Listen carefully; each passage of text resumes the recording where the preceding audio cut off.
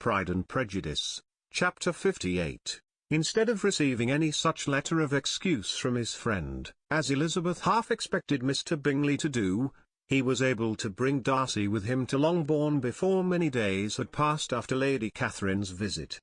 The gentleman arrived early, and, before Mrs. Bennet had time to tell him of their having seen his aunt, of which her daughter sat in momentary dread, Bingley, who wanted to be alone with Jane, proposed their all walking out.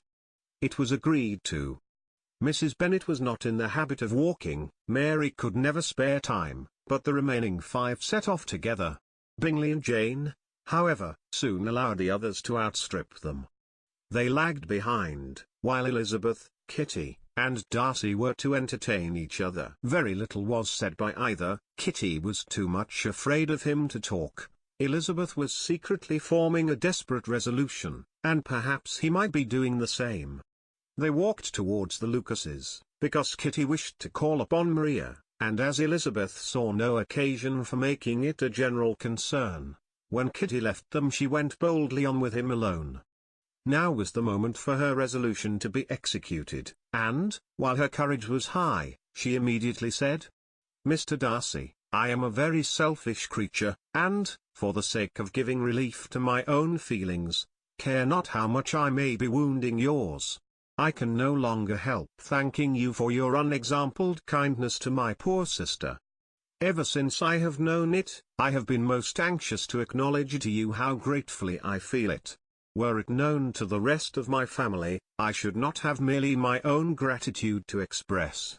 I am sorry, exceedingly sorry," replied Darcy, in a tone of surprise and emotion, "that you have ever been informed of what may, in a mistaken light, have given you uneasiness.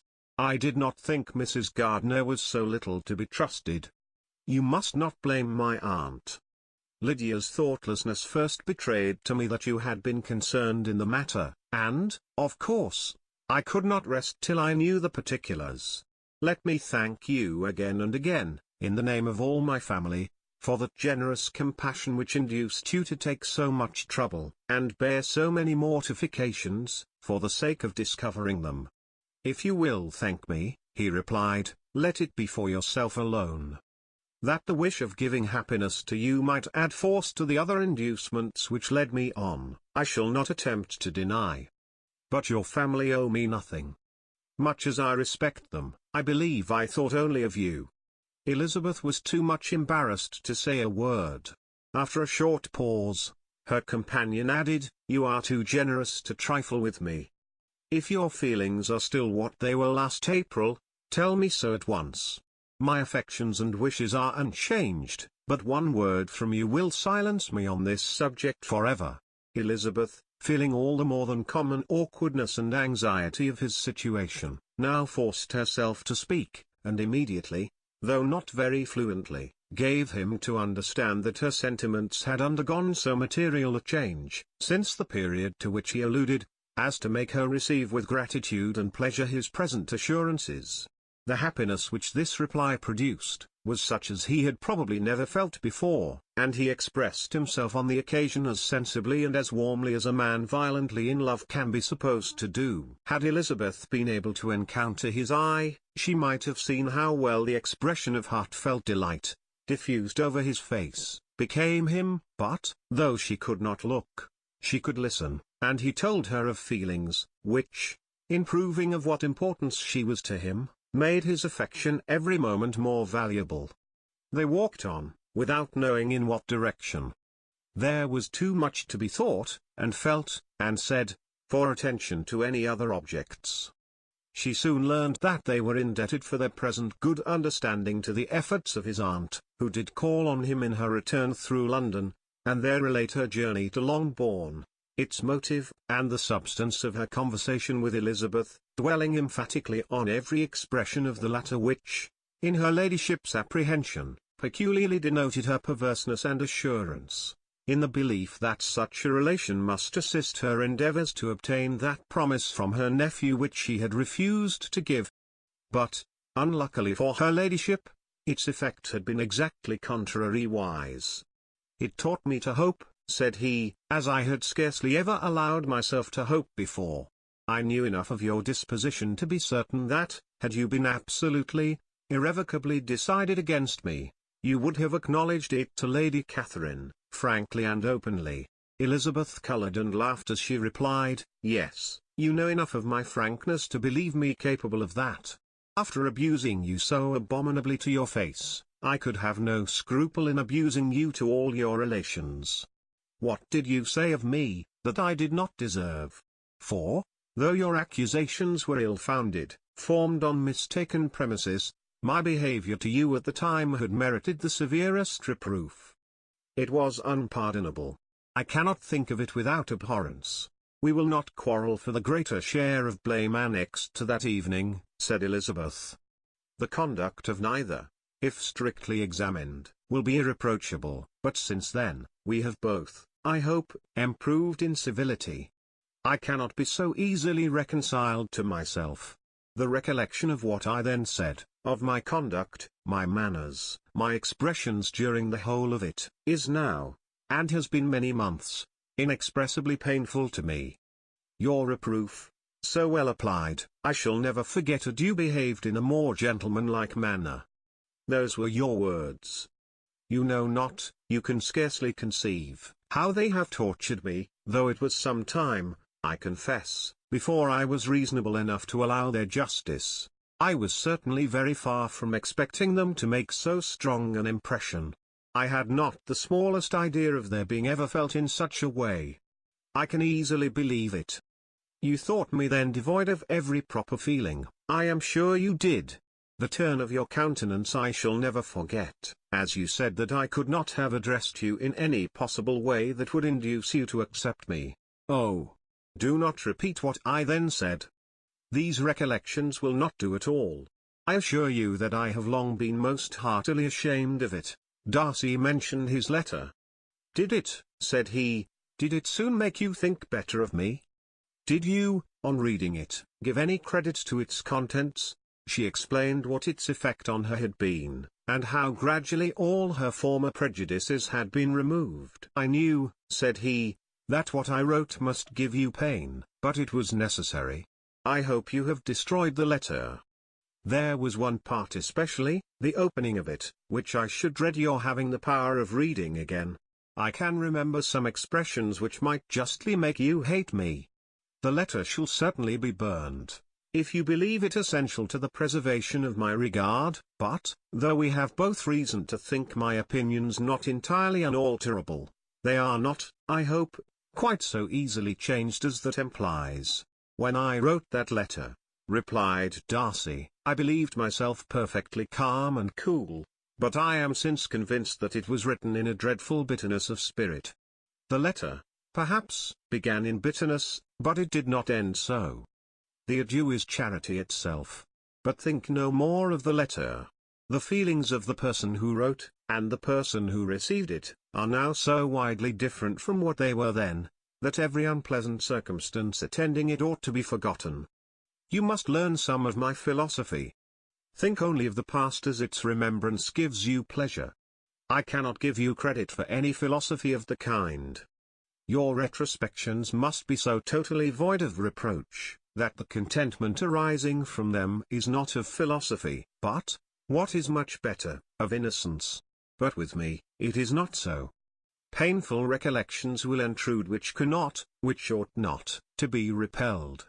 I have been a selfish being all my life, in practice, though not in principle. As a child I was taught what was right, but I was not taught to correct my temper. I was given good principles, but left to follow them in pride and conceit.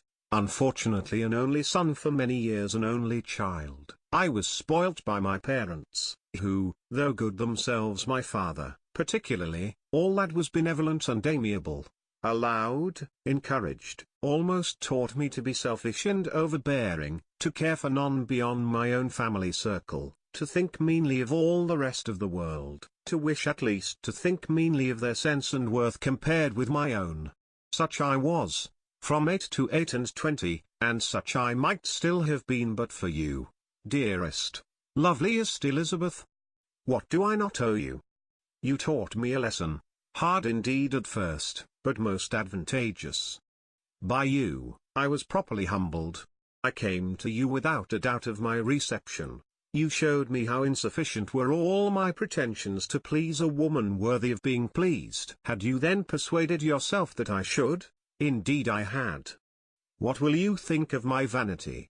I believed you to be wishing, expecting my addresses. My manners must have been in fault, but not intentionally, I assure you. I never meant to deceive you, but my spirits might often lead me wrong. How you must have hated me after that evening. Hate you? I was angry perhaps at first, but my anger soon began to take a proper direction. I am almost afraid of asking what you thought of me, when we met at Pemberley. You blamed me for coming? No indeed, I felt nothing but surprise. Your surprise could not be greater than mine in being noticed by you.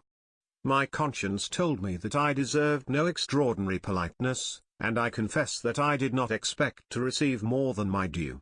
My object then, replied Darcy, was to show you, by every civility in my power, that I was not so mean as to resent the past, and I hoped to obtain your forgiveness, to lessen your ill opinion, by letting you see that your reproofs had been attended to. How soon any other wishes introduced themselves I can hardly tell, but I believe in about half an hour after I had seen you.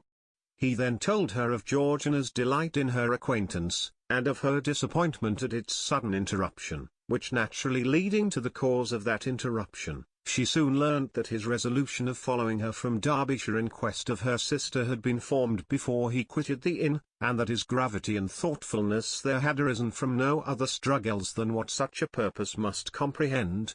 She expressed her gratitude again, but it was too painful a subject to each, to be dwelt on farther. After walking several miles in a leisurely manner, and too busy to know anything about it, they found at last, on examining their watches, that it was time to be at home. What could become of Mr. Bingley and Jane, was a wonder which introduced the discussion of their affairs. Darcy was delighted with their engagement. His friend had given him the earliest information of it. I must ask whether you were surprised? Said Elizabeth. Not at all.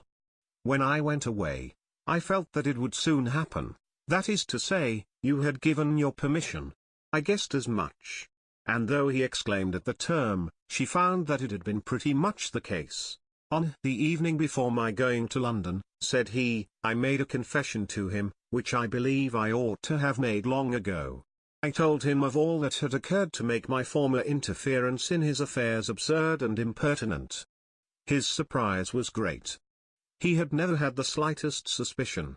I told him, moreover, that I believed myself mistaken in supposing, as I had done, that your sister was indifferent to him, and as I could easily perceive that his attachment to her was unabated, I felt no doubt of their happiness together. Elizabeth could not help smiling at his easy manner of directing his friend. Did you speak from your own observation, said she, when you told him that my sister loved him, or merely from my information last spring? From the former. I had narrowly observed her during the 2 visits which I had lately made here, and I was convinced of her affection, and your assurance of it, I suppose, carried immediate conviction to him. It did. Bingley is most unaffectedly modest. His diffidence had prevented his depending on his own judgment in so anxious a case, but his reliance on mine made everything easy. I was obliged to confess one thing, which for a time, and not unjustly, offended him. I could not allow myself to conceal that your sister had been in town 3 months last winter, that I had known it, and purposely kept it from him. He was angry. But his anger, I am persuaded, lasted no longer than he remained in any doubt of your sister's sentiments. He has heartily forgiven me now. Elizabeth longed to observe that Mr. Bingley had been a most delightful friend, so easily guided that his worth was invaluable, but she checked herself. She remembered that he had yet to learn to be laughed at, and it was rather too early to begin. In anticipating the happiness of Bingley, which of course was to be inferior only to his own, he continued the conversation till they reached the house. In the hall they parted.